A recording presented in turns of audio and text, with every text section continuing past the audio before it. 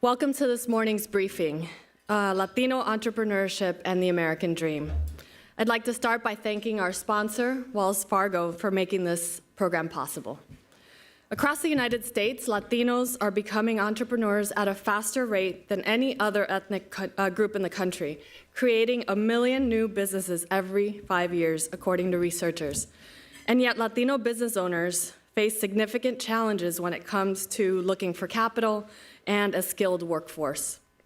This morning, we look forward to taking a deep dive on what leaders in government and industry are doing to bridge this gap. We'll tackle how barriers to lending, training, and growth can be eliminated and the role of mentorship in empowering millennial Latino entrepreneurs. Before we begin, a few housekeeping notes. In addition to our audience here, we are live streaming on thehill.com/events. Please keep your phones on silent, but we do encourage you to engage in the discussion on social media, following @thehill_events on Twitter, and comment using the hashtag #LatinoSmallBiz. We're going to be taking questions from the audience, so please be on the lookout for members of our team with handheld mics. And finally, there's a short feedback survey at each of your chairs. We'd love to hear from you about our events, so please, I encourage you to fill out the survey and turn it in at the end of the program. So let's dive right in. We begin this morning with Congressman Carlos Curbelo. He brings his own experience as a small business owner to the House Ways and Means Committee. Since joining the House of Representatives in 2014, the congressman has been an advocate for entrepreneurs, and in 2015, he introduced legislation that required senior government officials to uphold certain goals related to subcontracting with small businesses. Welcome, Congressman Curbelo. And joining the congressman on stage is my colleague, the Hill's editor-in-chief, Bob Cusack. Bob, the floor is yours. Thanks, Diana. Thanks, Congressman, for joining us. First of all, you started your own media relations firm. So what did you learn from that experience and bringing it to Washington, and really what people in D.C., the D.C. policymakers, should learn from your experience of starting your own firm? So, first of all, thank you. This is a wonderful event celebrating Latino entrepreneurship, and congratulations, because you run a great operation. Your reporters are everywhere on the Hill, and they're very persistent. Thank you. Don't tell them that, though. My firm started, I did a lot of Spanish language campaigns for some people who are in public office, for hospitals, for developers and others. And I would say that the Latino entrepreneurial spirit is there, and we see it in Miami at every corner, right?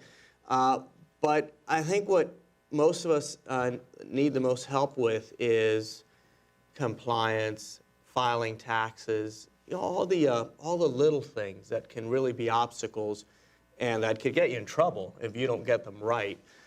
So I think that coming from that background, gave me a little bit of an advantage here, obviously, in terms of messaging and public and media relations for sure, but also in understanding what are the unique challenges, what is it that people who are trying to be entrepreneurial, to start a business, what are the challenges that they face? You voted for the tax law. What are you hearing from constituents? Obviously, no Democrat voted for it. Some Republicans, a few of them that didn't vote for it. But how that impacts small businesses. Critics say it helps large firms more than small firms. There's just a lot of optimism in the economy. And look, I always, when we start talking about the tax bill, I always want to focus on the economy first, because every piece of legislation these days is politicized, right? So let's focus on what I think everyone can agree on. The economy is growing. Unemployment is at a record low.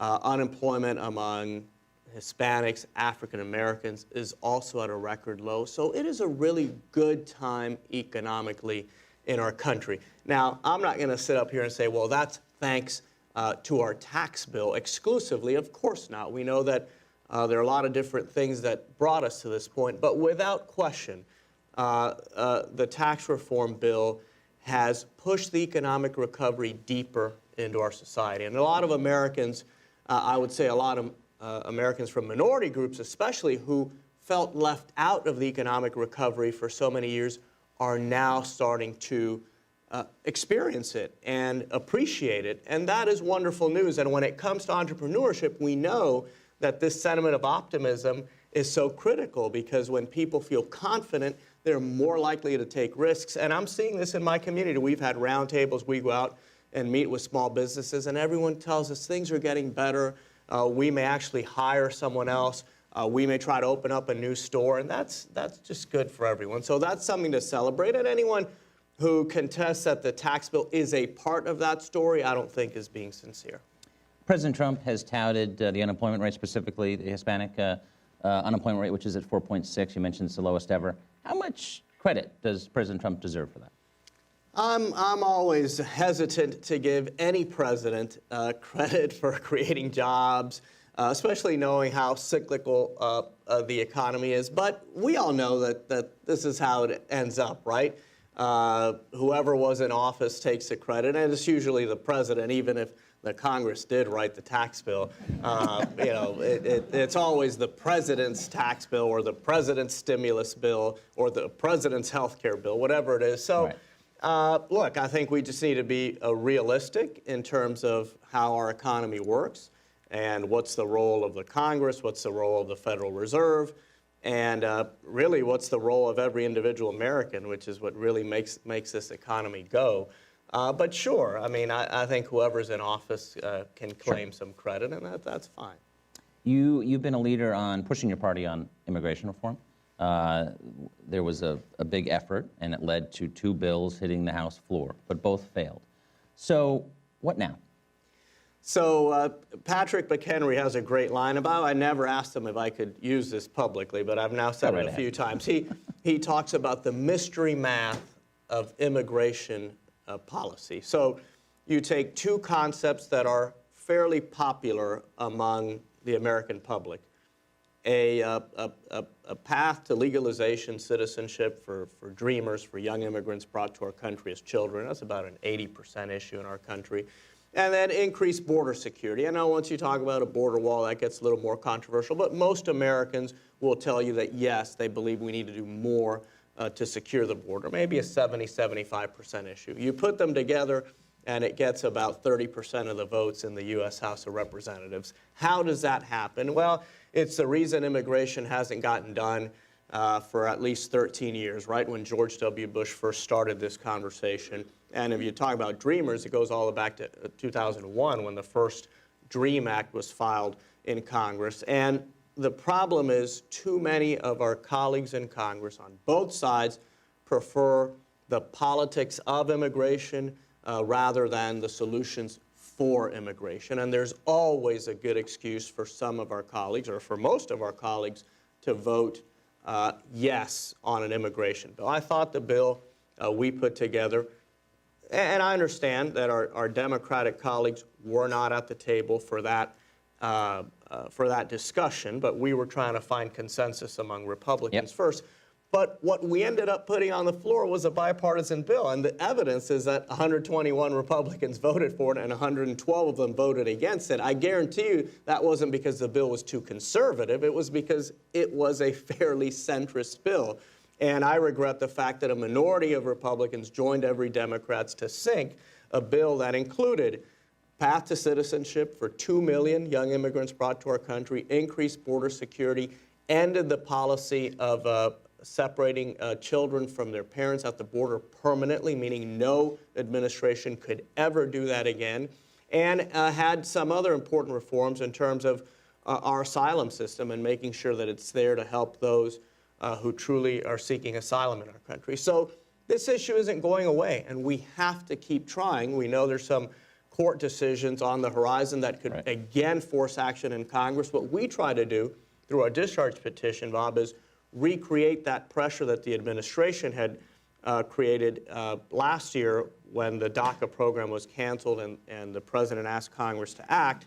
A court decision kind of relieved some pressure from Congress, we recreated it and forced House Republican leaders. I think if 2 or 3 months ago, someone would have told you, or anyone here, House Republican leaders will bring an immigration bill to the floor of the House that includes a pathway to citizenship for 2 million young immigrants brought to our country as children, most people would say no way. Sure. And if I were to tell you after that that a majority of Republicans would support such legislation, I think a lot of people would have been skeptical too. We achieved that. Of course, we fell short of our goal, which was to pass a bill, but I think that what we did really brought us closer to getting immigration reform done than we have ever been before. The biggest issue right now, at least among progressives on immigration, is there's a big push to abolish ICE. Do you think that's a solution? No, and it's evidence of the increasing polarization in our politics. Each side wants to kind of outdo the other. And I thought this, Jeff Sessions' policy of using family separation as a deterrent was so ill-conceived, so nasty, really. And I thought it was a perfect reason for the president to finally dismiss Jeff Sessions, something that it appears he's been wanting to do for a while. I actually encouraged him to do that at the time. And what's the response to that policy? Rather than, well, let's end that, and sure, let's try to curtail some of the asylum abuse that we see at our border. No, that's not the answer. The answer is we have to end all law enforcement when it comes to immigration policy, and that's what abolishing ICE would essentially do, and that's reckless and irresponsible and disrespectful to men and women in uniform who are trying to keep Americans safe. Now, of course, we know that most of the people who come across our border just want to work and want a better life, but a lot of people who come across our border are drug and human traffickers and very dangerous people, and the men and women of ICE need to protect us from those people and also need to enforce our border. I tell people, I'm a pro-immigrant advocate, but I do believe that our country has the right and the responsibility to secure its borders just like every other country in the world does, including our Mexican and Canadian neighbors. We're going to open up for questions. So if you have a question, please raise your hand and identify yourself. And if you can wait, we have some people with a mic. Because we're live streaming on thehill.com. That's a head fake question. Okay, well, we're serving coffee, right? There's one over here.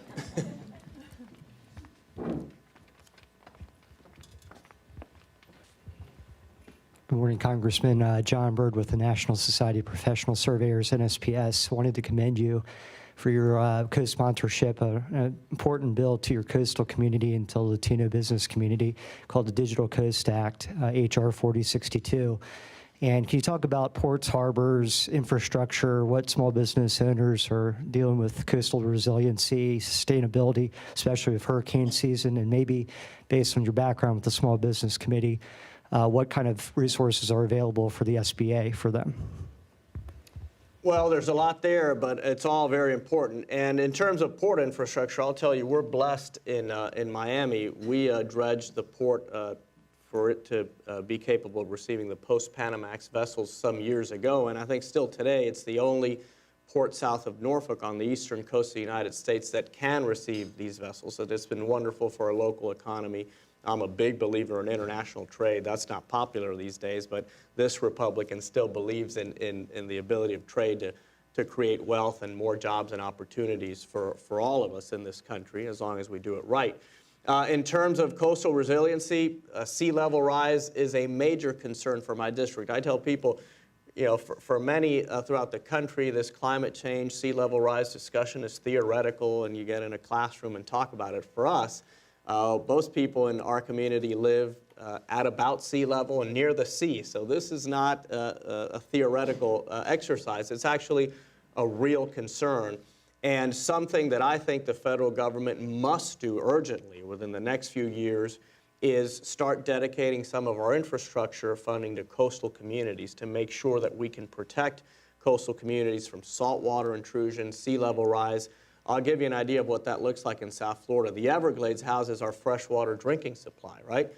If we see saltwater intrusion into the Everglades, eventually that could threaten our ability to live in South Florida because we simply won't have enough quality fresh water for the approximately 6 to 7 million people who live in South Florida. So we need to do more to invest in coastal communities and infrastructure. A city like Miami Beach has put about $500 million into a pump system. Florida Keys, which I represent, is starting to elevate roads. Federal government is going to have to come in and complement these efforts in the short term, because these communities are economic drivers for the country. As you indicated, these are ports of entry. Tourists, visitors from all over the world come to the United States through these communities and help expand and grow our economy. So that's something I'm focused on, and in the coming weeks, we're looking at filing a broader solution to address climate change, both mitigation and adaptation, so be on the lookout for that. You mentioned trade. President Trump, we're basically in a trade war with China now, and we talked to a lot of Republicans who are very frustrated with the president's policies on trade and believe it's hindering the economy. Are you concerned with how he's handled trade? There's no question that at least some of the trade policies the president has embraced will hurt growth in our economy. There's no question. Now, I like to be a little nuanced, because when it comes to China, I think some of the actions that the administration has taken are justified. We have known for many years that the Chinese cheat and undermine the international trade system. They steal our intellectual property. If you're an American company and you want to go do business in China, you have to do it under their terms. They force you to transfer your intellectual property and any trade secrets that you may have, and that's just wrong. And to have a president that is clearly standing up against that and holding the Chinese accountable, I think is a good idea. Now, to pick a trade fight with Canada, with Mexico, with our European allies, I don't think is a good idea. Trade works best when it's conducted, just like any business, right? You have a lot of entrepreneurs in this room. You want to do business with people who share your values, with people who you trust. And I would propose to the president that we can certainly trust the Canadians, we can certainly trust the Mexicans and our European allies. That doesn't mean that they're perfect. That doesn't mean that we may not have some disputes, and that, sure, we'd like to see some tariffs eliminated against some of our products, but to start a trade war with these countries, to use national security as an excuse to inhibit trade with Canada, for example, I think is a poor decision that is going to have a negative impact on our economy and offset some of those gains from the tax bill that we discussed earlier. So I'm hopeful that over the summer, a lot of these trade disputes can be resolved. I think it'll be much easier to do that with our regional and European partners than with the Chinese. That'll take a little more time. We've run out of time for this session. Please thank Congressman Curbelo for joining us this morning. Thank you all. Hey, thank